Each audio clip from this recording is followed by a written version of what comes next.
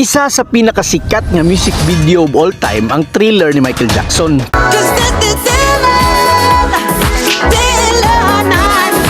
Ug kabalo ba ka nga mao ni ang pinakadako og gasto nga music video atong 1983 nga niabot og $500,000, ladies and gentlemen. Imagine na pilay kantidad ana aron 80s pa man tong nahitabo. Maong sa kamahal sa budget, hapit pagid ni wala madayon og himo.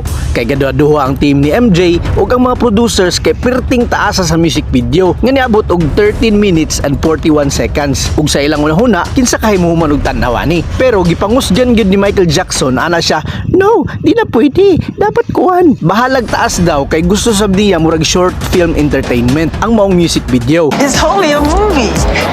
It's not funny.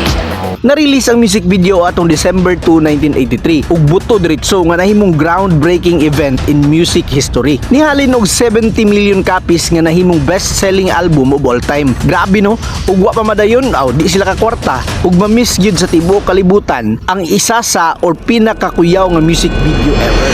Tara, istorya ta.